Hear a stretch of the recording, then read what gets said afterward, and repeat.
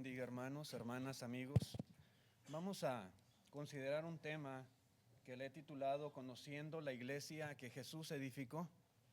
Esta va a ser la primera de varias lecciones que vamos a estar considerando. Y hay tantas cosas que uno debiera de conocer acerca de la iglesia para nuestro crecimiento, nuestra propia edificación, pero también para poder compartir esta enseñanza con las personas a nuestro alrededor. Normalmente siempre hay, ¿verdad?, en nuestro medio social, personas con las cuales platicamos, hablamos de la escritura y casi siempre sale en el tema de conversación la iglesia. Y hay muchas dudas a veces en las personas, muchas inquietudes respecto a la iglesia que Cristo Jesús edificó. Y es importante que nosotros tengamos un conocimiento claro de aquellas cosas que distinguen o caracterizan a la iglesia y que nosotros las tengamos bien dominadas y que podamos enseñar a aquellas personas que ignoran, ¿verdad?, la enseñanza del Señor. En Mateo capítulo 16, verso 18, un pasaje que todos sabemos de memoria, Mateo 16, 18, dijo el Señor Jesucristo, le dice a Pedro: y yo también te digo que tú eres Pedro, y sobre esta roca edificaré mi iglesia, y las puertas del Hades no prevalecerán contra ella. El Señor Jesucristo, durante su ministerio aquí en la tierra, Él había prometido que iba a edificar su iglesia. Y así lo hizo. El Señor Jesucristo la edificó. ¿Sí? La iglesia iba a estar edificada no sobre Pedro, como algunos piensan o creen por lo que dice aquí este pasaje. No sobre una piedra pequeña iba a ser edificada, sino sobre una roca grande. Y esa roca era Cristo. El Hijo del Dios viviente iba a ser el fundamento sobre el cual la iglesia iba a ser edificada. Jesucristo iba a venir a ser la principal piedra del ángulo. Y así sucedió, mis hermanos. El Señor Jesús vino a este mundo con el propósito de edificar su iglesia y lo hizo. El Señor cumplió su promesa. La iglesia, hermanos, de la cual habló el Señor, vino a la existencia por primera vez en el año 33. Después de que el Señor Jesús muere y asciende al cielo, en el día del Pentecostés, en el año 33, ahí en la ciudad de Jerusalén, cuando aquellas 3,000 personas recibieron su palabra, se arrepintieron de sus pecados y fueron bautizados para el perdón de sus pecados, ahí vino a la existencia la iglesia que el Señor Jesucristo había prometido. Ahí comenzó, hermanos, a través de la historia, el inicio de la iglesia. Jesucristo la había edificado. ¿Sí? La iglesia de Cristo, hermanos, a partir de ese momento comenzó y el Señor cada día iba añadiendo más y más personas a esta iglesia. Dice en el libro de los Hechos capítulo 2 y versículo 47, Hechos 2:47, alabando a Dios y teniendo favor con todo el pueblo. Y el Señor añadía cada día a la iglesia los que habían de ser salvos. Otras versiones traducen los que iban siendo salvos. Y creo que esa es la traducción más apropiada. Pero cada día, ¿verdad?, nuevas personas iban siendo añadidas a la iglesia que Jesús edificó. Así que, hermanos, cualquier persona que de verdad quiera ser salva necesita ser añadida a la iglesia del Señor. La salvación y la iglesia van de la mano. La salvación y la iglesia son cosas totalmente inseparables. Hay personas que aspiran a la salvación, pero no quieren tener nada que ver con la iglesia. Yo de iglesia no quiero saber nada. A mí no me hablan de iglesia. Yo quiero ser salvo y yo creo en Cristo y nada más. Pero son cosas inseparables. Sí.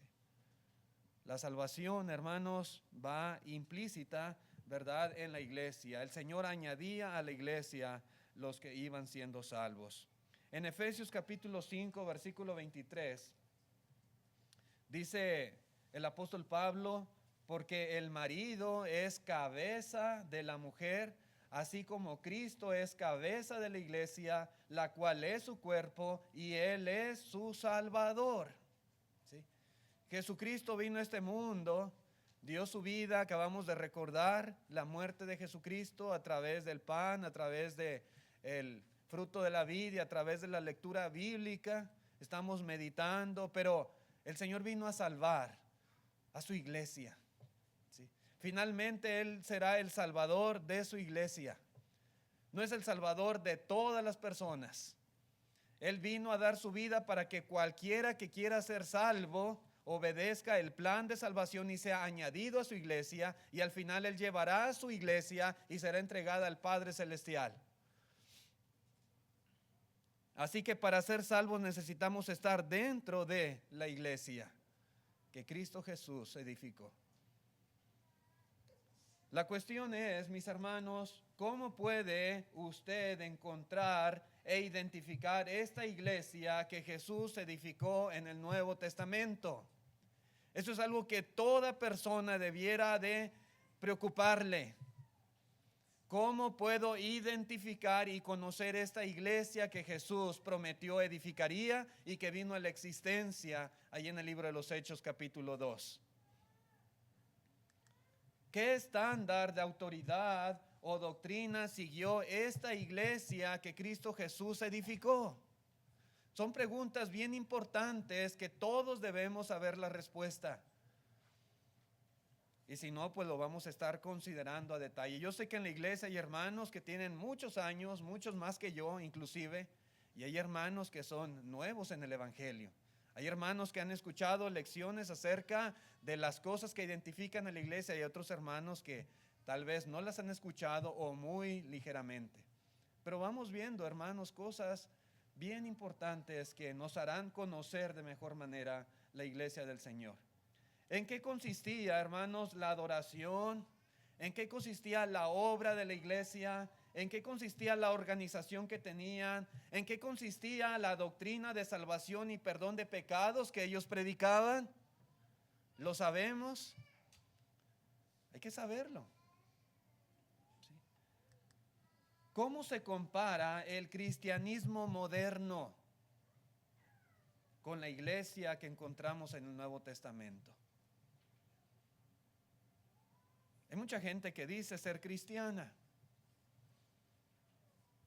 pero hermanos, necesitamos hacer un comparativo entre el cristianismo primitivo, la iglesia primitiva y el cristianismo moderno y las iglesias modernas, para darnos cuenta si en realidad son la misma cosa. ¿Existe hoy en día la iglesia que Jesús edificó? ¿Existe en este mundo la misma iglesia del año 33 que estaba allí en Jerusalén? ¿Con las mismas características? ¿Usted qué dice? Hermanos, ¿qué características deberíamos buscar para saber que verdaderamente usted y yo estamos en ella? Y que todas las personas deberían de saber también, para darse cuenta si en realidad pertenecen o fueron añadidas a la iglesia que Cristo Jesús edificó. Son cosas bien importantes que todos debiéramos de saber. Hoy en día existen cientos de denominaciones, cientos, inclusive diría tal vez miles de grupos religiosos que difieren entre sí en muchos aspectos. Y difieren de una manera opuesta los unos de los otros. Difieren, por ejemplo, en cómo se identifican. Unos de una manera, otros de otra, aquellos de otra. Y hay 1000 nombres que le han asignado a la iglesia a la cual ellos pertenecen. La fuente de autoridad que utilizan es muy diferente en los diferentes grupos religiosos, válgame la redundancia. En el culto que practican, unos practican una adoración de una manera, otros de otra, aquellos de otra, y cosas totalmente opuestas los unos de los otros. La organización o estructura que tienen en la iglesia es muy diferente de una denominación a otra, de un grupo religioso a otro grupo religioso. ¿Sí? ¿Y qué decir del plan de salvación y del perdón de pecados que ellos predican? Muy diferente. Si usted llega a una iglesia católica y llega y habla ahí con el sacerdote y le dice, ¿sabe qué? Yo estoy cansado de mi vida de pecado. ¿Sí?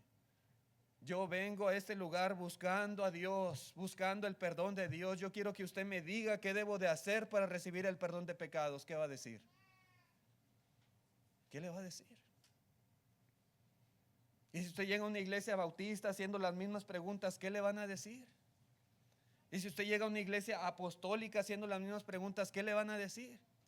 Y si usted llega con los testigos de Jehová y hace la misma pregunta, ¿qué le van a decir? Y si llega con los mormones y hace las mismas preguntas, ¿qué le van a decir? Unos van a decir una cosa, aquellos otra, estos otra y estos otra diferente. Pero todos dicen ser cristianos.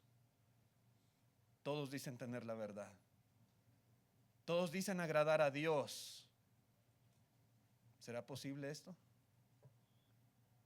Siendo cosas totalmente opuestas las que ellos profesan, practican y predican a la gente.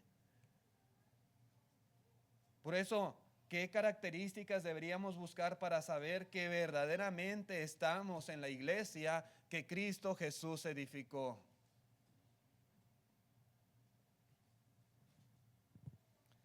Porque todos dicen seguir a Jesús, hermanos, pero en realidad no es así. Es obvio que no es así. Si todos siguiéramos a Jesús, no hubiera tanta diferencia de doctrinas, de prácticas, ni de cosas que se hacen, hermanos, en tantos y tantos grupos religiosos. Todos tuviéramos una misma mente, un mismo parecer, todos habláramos la misma cosa. Pero lamentablemente no es así. Por eso necesitamos conocer la iglesia que Cristo Jesús edificó. Este es un tema de muchísima importancia, hermanos, sobre todo en nuestros tiempos.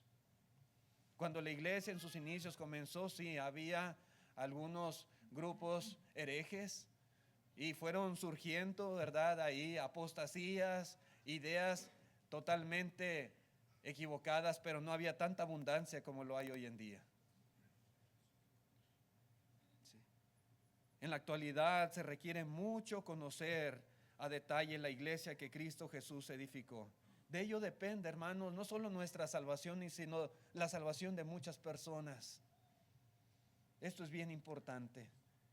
Si la gente verdaderamente se interesara en conocer la iglesia del Señor, se podrían disipar muchísimas dudas y muchísimas confusiones que existen en la mente de ellos. Sí. Pero que hubiera interés en conocer de la iglesia. Sí.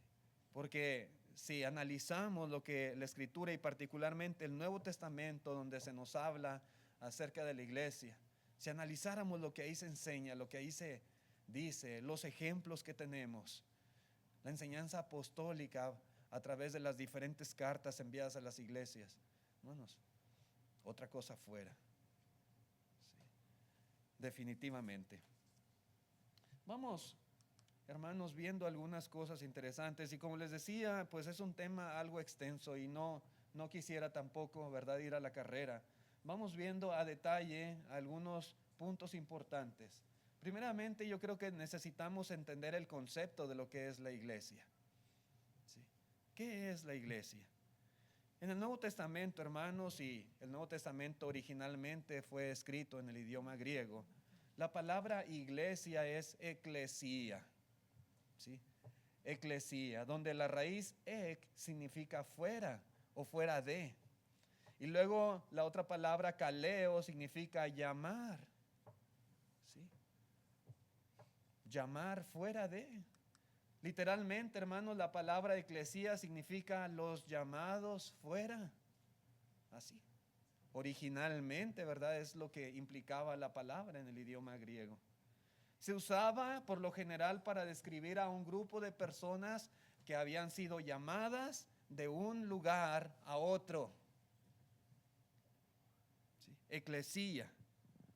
Algunos eruditos, hermanos, en el idioma griego, como el señor Vine, dicen que esta palabra se usaba con mayor frecuencia con respecto a una reunión de ciudadanos llamados a salir de sus hogares para congregarse en algún lugar, alguna plaza, algún lugar público y considerar asuntos de Estado. ¿Sí? Y se anunciaba, ¿verdad? Ahí en la comunidad, en el pueblo, en la ciudad, se hacía un llamado a la gente que salieran de sus hogares, digamos, a cierto horario en específico y que se congregaran en un lugar porque se iba a dar una información o se iba a tratar algún tipo de asunto. ¿Sí? Y ese era el significado, digamos, original de la palabra. Los llamados fuera para reunirse en algún lugar específico. ¿Sí?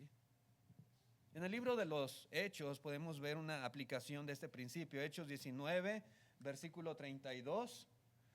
Hechos 19, 32 dice: unos pues gritaban una cosa y otros otra, porque la concurrencia, y aquí concurrencia, si usted se va al original, al idioma original, la concurrencia es eclesía. ¿Sí? La eclesía estaba confusa y los más no sabían por qué se habían reunido. ¿Sí? Pero allí estaban, nada más supieron que tenían que ir a cierto lugar y se reunieron ahí. Aquí está hablando particularmente, hermanos, de los ciudadanos de Éfeso. Se habían dado cita en un lugar específico, pero habla de la concurrencia y ese es el significado de la palabra. ¿Sí? Una asamblea, una concurrencia, una reunión de personas que salieron de un lugar para juntarse en otro. ¿Sí? Y ahí busquen un interlineal, concurrencia, y dice eclesía.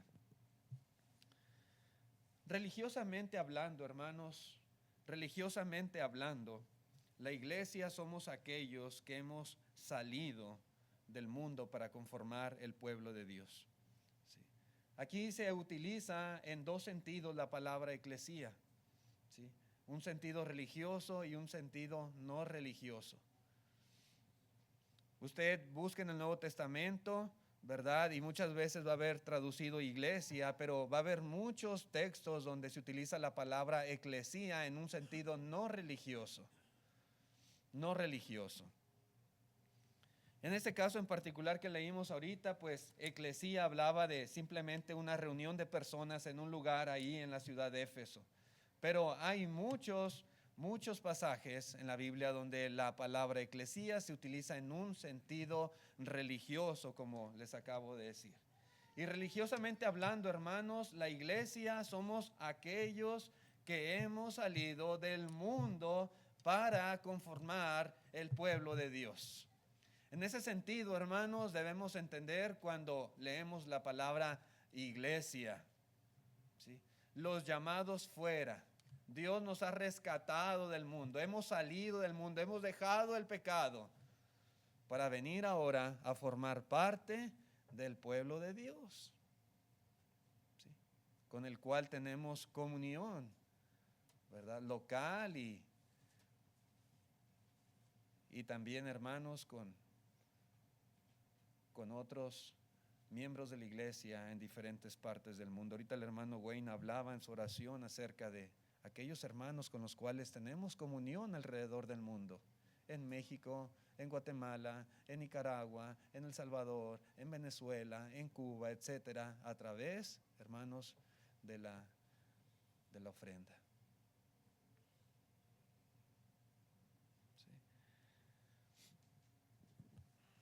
En la primera carta de Pedro, capítulo 2, versículo 9, primera de Pedro 2:9, dice: mas vosotros sois linaje escogido, real sacerdocio, nación santa, pueblo adquirido por Dios, para que anunciéis las virtudes de aquel que os llamó de las tinieblas a su luz admirable.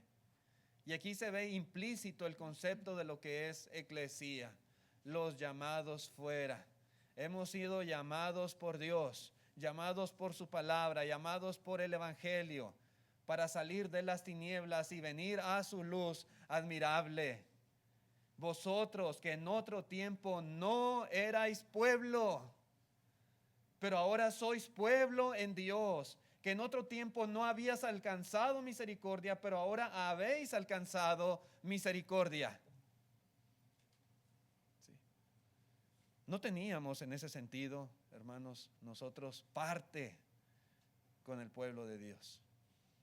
Ahora somos pueblo de Dios, porque hemos sido llamados fuera para venir y formar parte de este pueblo glorioso.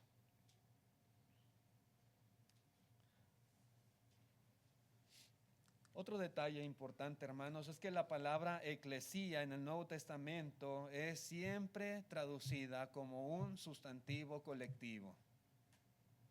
¿Sí? Un sustantivo colectivo, es decir, hermanos, como algo que se compone de una pluralidad de elementos. Al hablar de iglesia, estamos hablando de un conjunto de personas, una asamblea, una reunión de gente.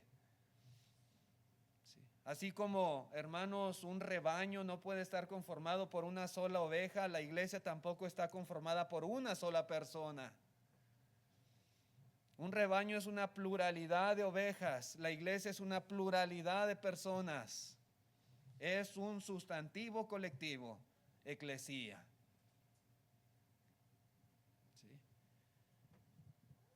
Y lo podemos ver plasmado en la Escritura de muchas maneras. En la primera carta a los Corintios, en el capítulo 1 y versículo 2,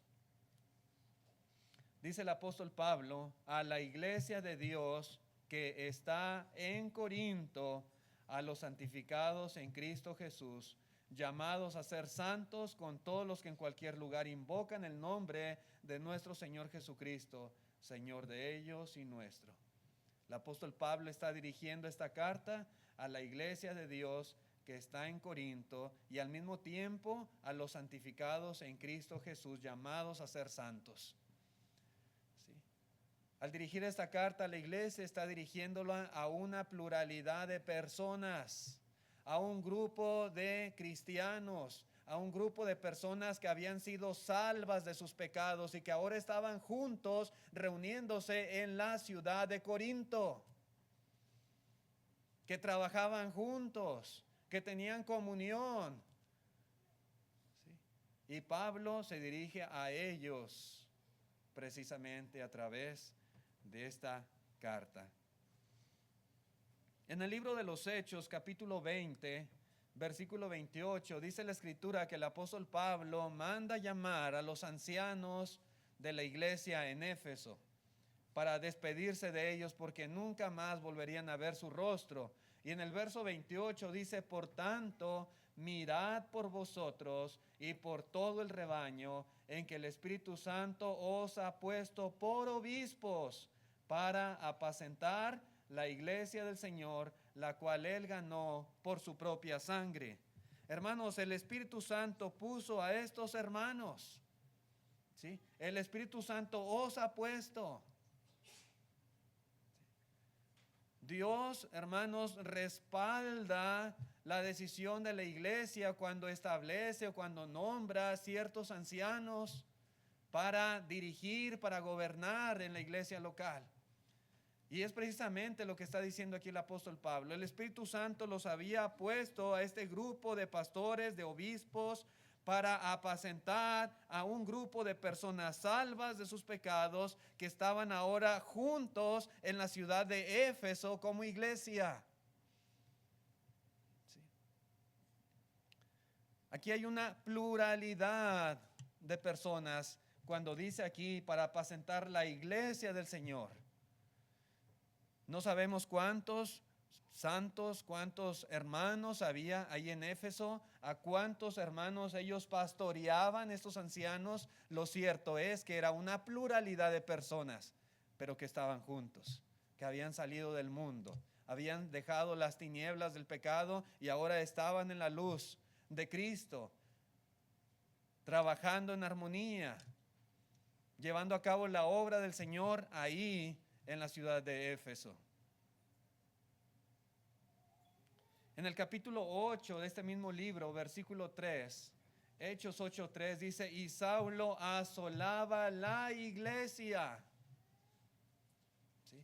Había empezado la persecución contra esa iglesia que vimos ahorita en Hechos 2, que comenzó con 3,000 personas y el Señor iba añadiendo cada día a la iglesia, y vemos que fue creciendo y creciendo a pasos agigantados, y ahora Saulo asolaba la iglesia. Pero al decir la iglesia, Saulo asolaba a un grupo de personas que habían sido salvas de sus pecados por el Señor y que estaban juntos en la ciudad de Jerusalén.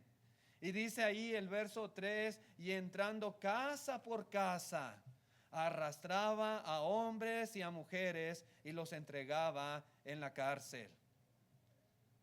No sé cuántos miles de miembros tenía la iglesia en Jerusalén en ese momento, pero eran muchos. Eran muchos. Era una pluralidad grande de personas. Y Pablo los perseguía.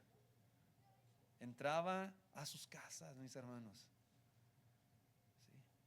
Y él, al perseguir a los miembros, estaba persiguiendo a la iglesia.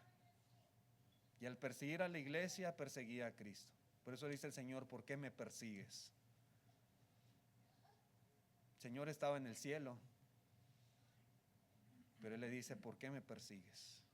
Cualquier cosa, hermanos, que hagamos a la iglesia o a los miembros de la iglesia, para bien o para mal, a Cristo lo hacemos. Sí. Pero mi punto aquí, hermanos, es que está hablando de una pluralidad. En Mateo 16:18, el pasaje que habíamos leído, yo te digo que tú eres Pedro y sobre esta roca edificaré mi iglesia. Sí. El Señor Jesús, hermanos, no iba a edificar una corporación. El Señor Jesucristo no iba a edificar un club social. No iba a edificar un instituto. El Señor Jesucristo iba a edificar su iglesia, es decir, a un grupo llamado. Un grupo llamado fuera, un grupo formado de personas salvas. Eso era nada más lo que el Señor iba a edificar.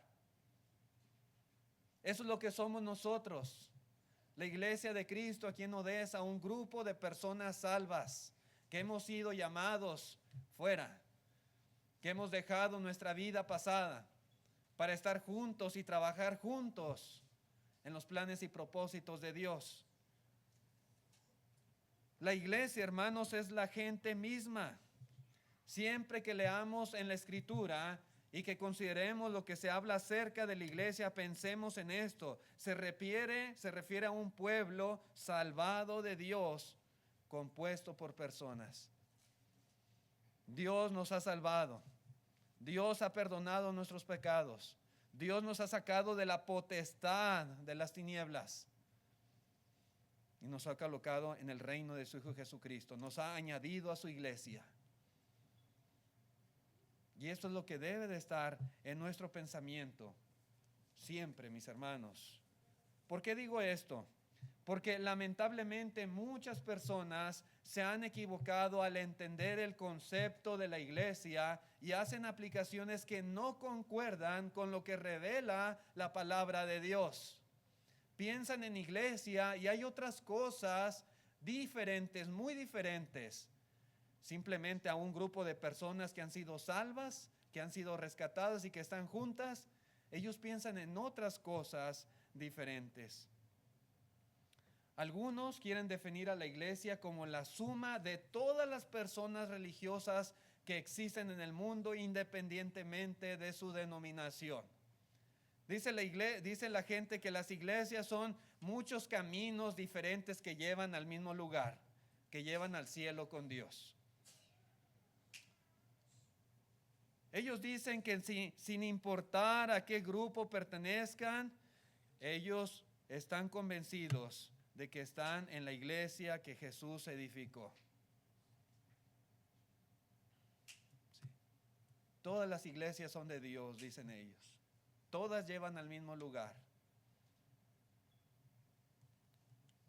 sin importar cuál sea, sin importar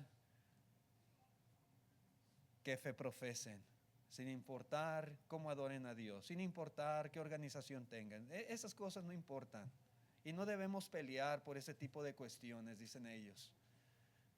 Pelear, nunca peleamos, pero ellos piensan que es pelear, hablar lo que la Escritura dice.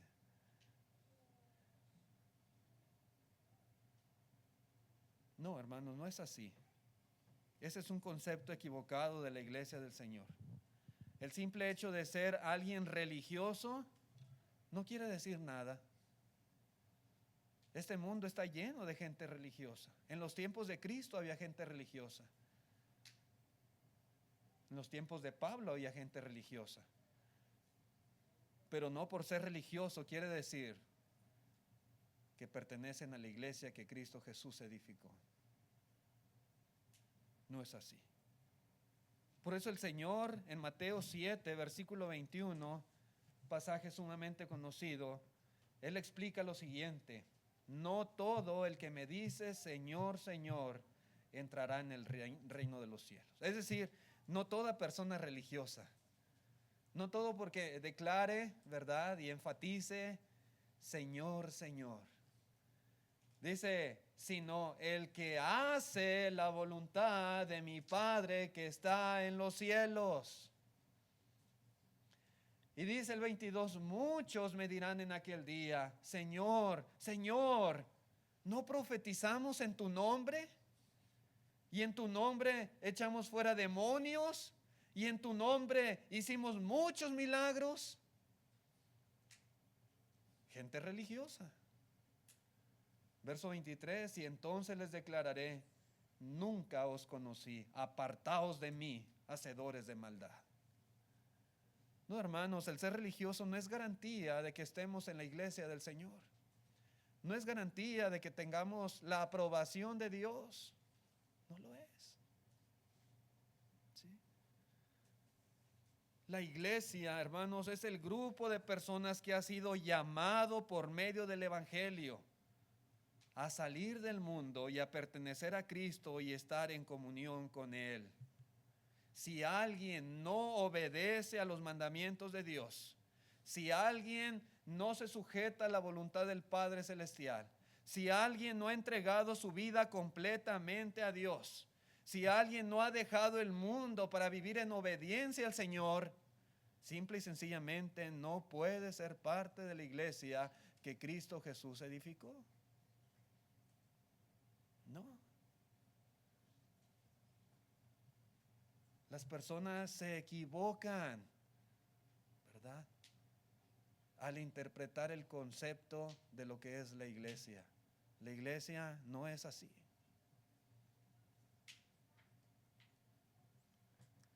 Otro concepto equivocado que algunas personas tienen es que la iglesia es el edificio, o que es el local de reunión, este edificio en el cual estamos aquí reunidos, congregados. Ese es otro error. Dice la gente, voy a ir a la iglesia. ¿Y qué es lo que está en su mente cuando dice voy a ir a la iglesia?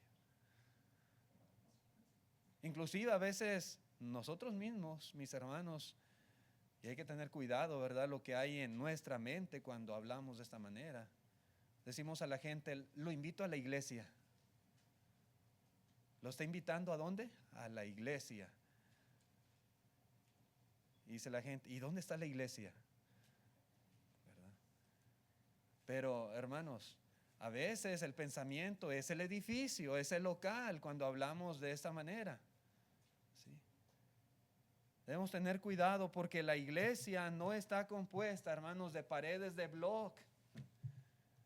No está compuesta de tablas, de chirroc.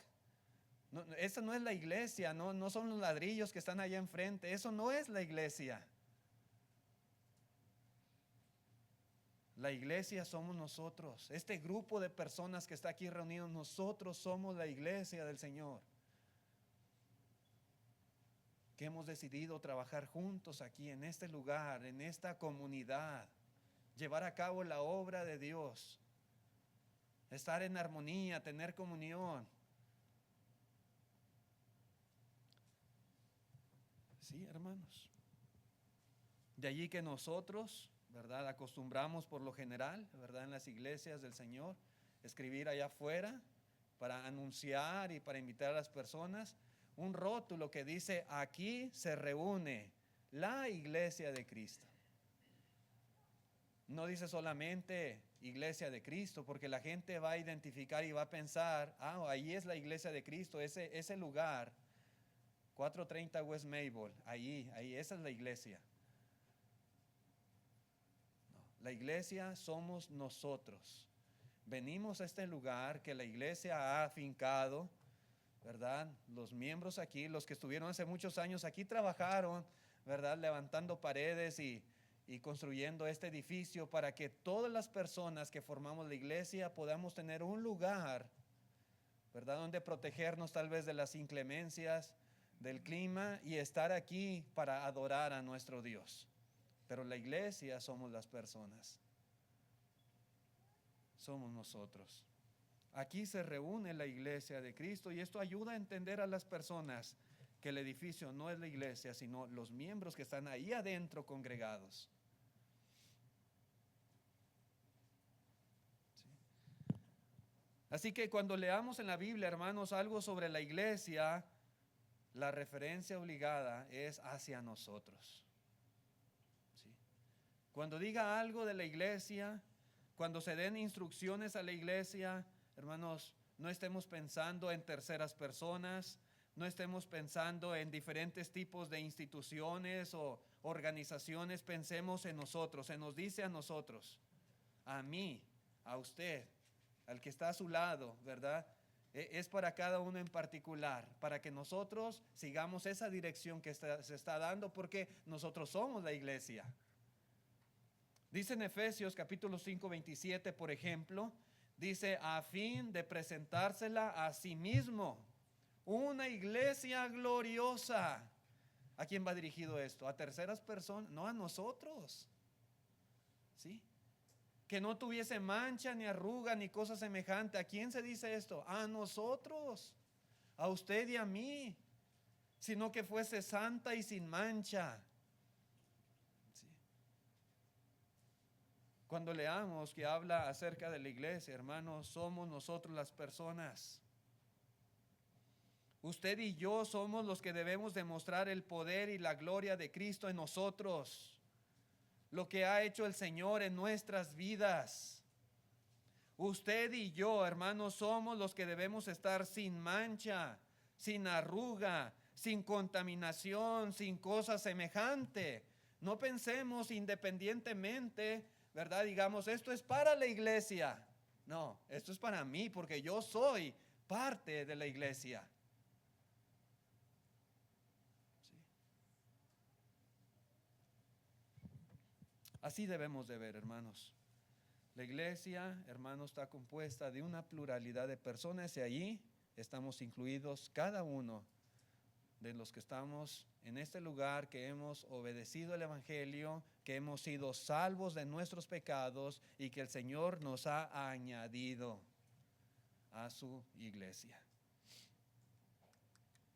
La otra cosa, hermanos, que vamos a considerar cuando vemos en el Nuevo Testamento que se habla de la iglesia, hay dos conceptos que están muy implícitos, aunque no se utilizan las palabras en sí, sí el concepto.